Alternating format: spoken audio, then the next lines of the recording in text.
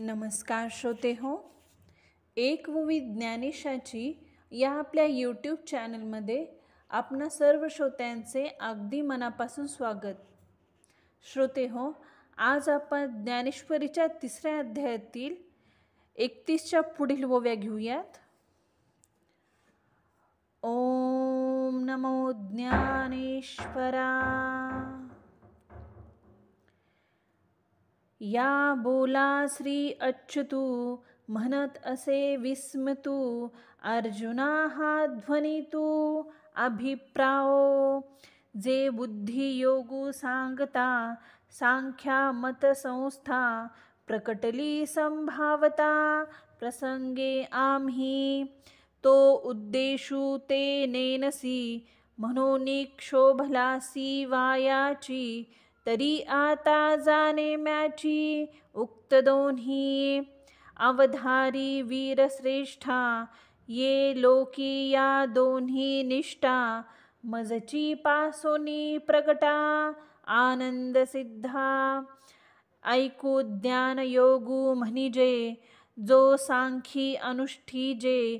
जेथे ओळखी सवे पाविजे तदरूपता. ऐकू कर्मयोगू जान, जेथे साधक जन निपुण. होनिया निर्वाण पावती पळे. हे मार्गू जरी दोनी, एकवटती निदानी.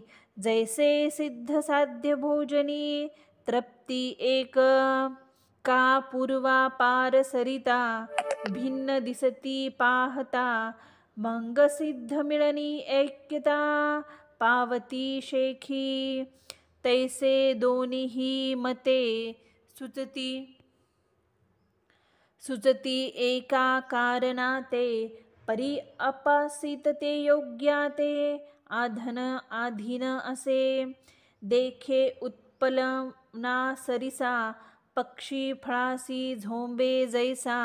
सांगे नरू केवी तैसा, पावे वेगा. तो हळूहळू ढाळे ढाळे, केऊ तेनी एक वेळे.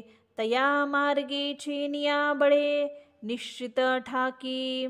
तैसे देख पा विहंग ममते, अधिष्ठोनी ज्ञानाते.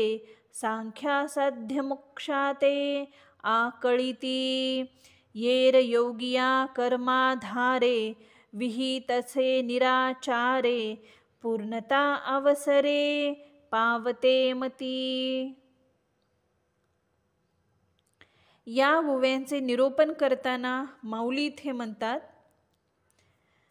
अर्जुना, भाषणाने श्रीकृष्ण चकित होऊन म्हणाले, अर्जुना, आम्ही तुला हा थोडक्यात अभिप्राय सांगितला.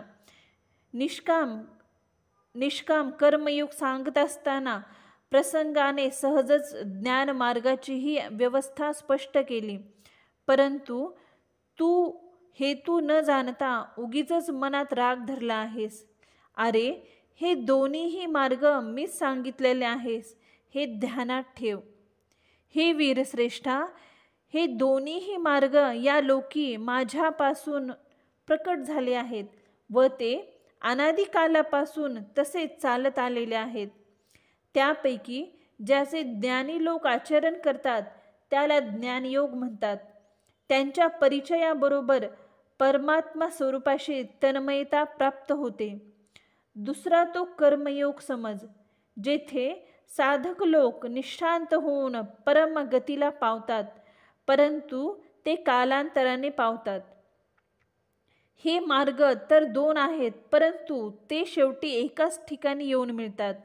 ज्याप्रमाणे तयार झालेल्या व तयार करावयाच्या अशा दोन्ही जेवणात तृप्ती असते, किंवा पूर्वेकडून व पश्चिमेकडून वाहणाऱ्या नद्या पाहिल्या तर वाहताना वेगवेगळ्या दिसतात, मग समुद्रात मिळाल्या की शेवटी एकच होतात.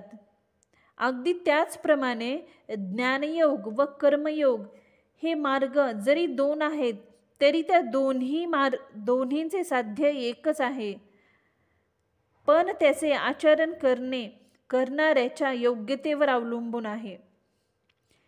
ज्याप्रमाणे पक्षी एका झेपेत फळापाशी पोहोचतो, त्याप्रमाणे मनुष्याला त्या वेगाने फळ कसे प्राप्त करून घेता येईल? जो हळूहळू एका फांदीवरून दुसऱ्या फांदीवर जात जात काही वेळाने त्या मार्गाच्या आधाराने त्या फळापर्यंत खात्रीने पोहोचतो, तसा अर्जुना पक्ष्यांच्या मार्गाप्रमाणे हा ज्ञानयोग जाणावा. या मार्गाच्या आश्रयाने ज्ञानी तत्क्षणीच मोक्ष प्राप्त करून घेतात. दुसरे जे कर्मयोगी ते कर्म मार्गाच्या आधाराने आपले आचरण करून काही कालाने पूर्णतेस पोहोचतात. श्रोते हो, इथे आपल्या 44व्या पूर्ण झालेल्या आहेत. झालेली सेवा मी ज्ञानेश्वर माऊलींच्या चरणी रुजू करते. व्हिडिओ आवडल्यास प्लीज चॅनलला लाईक, शेअर आणि सबस्क्राईब जरूर करा. धन्यवाद. ओम नमो ज्ञानेश्वराय.